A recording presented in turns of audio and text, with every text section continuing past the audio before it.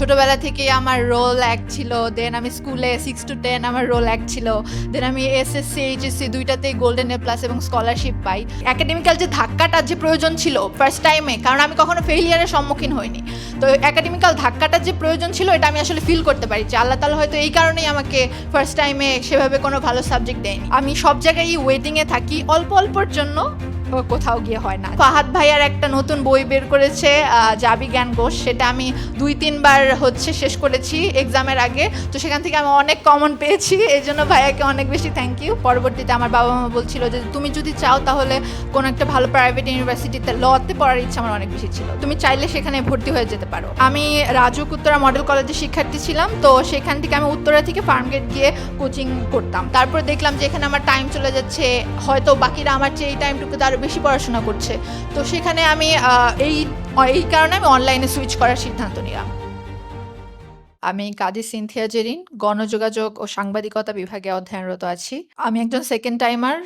এখানে সেকেন্ড টাইমারই বেশি দেখা যাচ্ছে, তো সেকেন্ড টাইমার হিসেবে সবার গল্পটা একটু বেশি হৃদয় বিদারক হয়ে থাকে, কারণ অনেক সাফারিংস অ্যান্ড লঙ্গিংয়ের মধ্যে দিয়ে আমাদের যেতে হয়। আমি বরাবরই লোকমুখে ভালো স্টুডেন্টের খ্যাতি পাওয়া একজন শিক্ষার্থী ছিলাম। ছোটবেলা থেকেই আমার রোল অ্যাক্ট ছিল। দেন আমি স্কুলে 6 to 10 আমার রোল অ্যাক্ট ছিল। দেন আমি এসএসসি, এইচএসসি দুইটাতেই গোল্ডেন এ প্লাস এবং স্কলারশিপ পাই। তো ফার্স্ট টাইমে আমার একটা ওভার কনফিডেন্স ছিল যে আমি একটা ভালো কোথাও চান্স পাবো, এবং ফার্স্ট টাইমেও আমি আমার সর্বোচ্চটা দিয়ে পড়াশোনা করি। হয়তো আল্লাহ তাআলা চায়নি যে আমি ফার্স্ট টাইমে কোথাও চান্স পাই। আমি সব জায়গায় ওয়েটিংয়ে থাকি, অল্প অল্পর জন্য কোথাও গিয়ে হয় না। জাহাঙ্গীরনগরে 201তম হই বি ইউনিটে, দেন ঢাকা ইউনিভার্সিটিতে 1755তম, মানে অল্প অল্পর জন্য সব জায়গায় গিয়ে আমি শুধু ফিরে আসতে হয়। তো এই যে লঙ্গিংটা, এটার মধ্যে একটা কষ্ট এবং ডিপ্রেশন কাজ করে পরে গিয়ে যখন কোনো সাবজেক্ট আসে না। পরবর্তীতে আমার বাবা মা বলছিল যে তুমি যদি চাও তাহলে কোনো একটা ভালো প্রাইভেট ইউনিভার্সিটিতে লতে পড়ার ইচ্ছা আমার অনেক বেশি ছিল, তো তুমি চাইলে সেখানে ভর্তি হয়ে যেতে পারো। কিন্তু আমি সেটা চাইনি কখনো যে আমি নিজে কিছু অ্যাচিভ করবো না, এরকমটা আমি কখনোই চাইনি। তো আমি নিজের সিদ্ধান্তে সেকেন্ড টাইম এক্সাম দেওয়ার সিদ্ধান্ত নেই।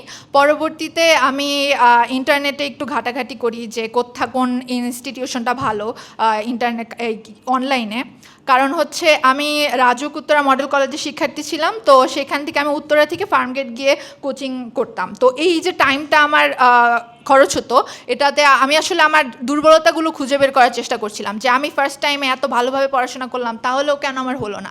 আমার দুর্বলতাগুলো আমি একটু খুঁজে বের করি। তারপর দেখলাম যে এখানে আমার টাইম চলে যাচ্ছে, হয়তো বাকিরা আমার চেয়ে এই টাইমটুকুতে আরও বেশি পড়াশোনা করছে, তো সেখানে আমি এই কারণে আমি অনলাইনে সুইচ করার সিদ্ধান্ত নিলাম। আমাদের ফার্স্ট রেজাল্ট দেয় জাহাঙ্গীরনগর ইউনিভার্সিটি। তো জাহাঙ্গীরনগরের আমি এর পরবর্তীতে সবগুলো ইউনিভার্সিটিতেই চান্স পাই, যতগুলো ইউনিভার্সিটিতে আমি এক্সাম দিয়েছিলাম। জাহাঙ্গীরনগর সি ইউনিটে আমি 15তম হই, বি ইউনিটে আমি 237তম হই, তারপরে বিউপিতে FA-SSS, FA-SSS সবগুলোতেই চান্স পাই।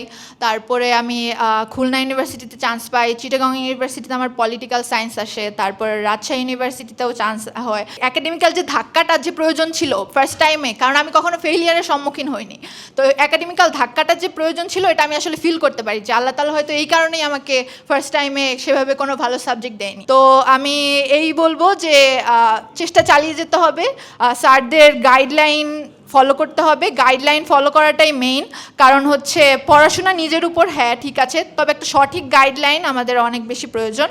গাইডলাইন সঠিক না হলে আসলে কোন এক্সামটা দিব, কোন কোশ্চেনটা আমার জন্য ইম্পর্টেন্ট, কোন কোশ্চেনটা কোন ইউনিভার্সিটিতে আসে, এই জিনিসগুলো ফলো করতে হবে। আরেকটা কথা না বললেই না, ফাহাদ ভাইয়ার একটা নতুন বই বের করেছে, জাবি জ্ঞান ঘোষ, সেটা আমি 2-3 বার শেষ করেছি এক্সামের আগে, তো সেখান থেকে আমি অনেক কমন পেয়েছি, এই জন্য ভাইয়াকে অনেক বেশি থ্যাংক ইউ। আমার মাঝখানে একটু ডিপ্রেশন আর এক্সিস্টেন্সিয়াল ক্রাইসিস কাজ করেছে অবভিয়াসলি, কিন্তু আমি সেখান থেকে আমার ফ্রেন্ডরা অনেক সাপোর্টিভ ছিল। আমার সবগুলো ফ্রেন্ড ঢাকা ইউনিভার্সিটিতে পড়ে, তারপর জাহাঙ্গীরনগরে পড়ে, তো সেখানে আমি শুধুমাত্র সেকেন্ড টাইম দিচ্ছিলাম, তো ওরা অনেক সাপোর্টিভ ছিল। ওরা কি করতো, মাঝে মাঝে এসে আমাকে উইকেন্ডে টাইম দিত, উইকেন্ডে বিকেলে আমাকে নিয়ে বের হয়ে যেত যে তুই অনেক পড়ছিস সারাদিন, আজকে চল তাহলে বের হয়ে যাই, একটু কফি খেয়ে আসি বা কোনো কথা বলি, বা সামনে কি করার প্ল্যান, এগুলো নিয়ে কথাবার্তা বলি। তো এই ছিল আমার যাত্রার। আমার এখান থেকে কেউ ইন্সপিরেশন হিসেবে নিবে কিনা জানি না, তবে যেটা বলবো, চেষ্টা চালিয়ে যেতে হবে, হাল ছাড়লে চলবে না। আর এডুকেশনকে অনেক ধন্যবাদ, সবাইকে অনেক ধন্যবাদ।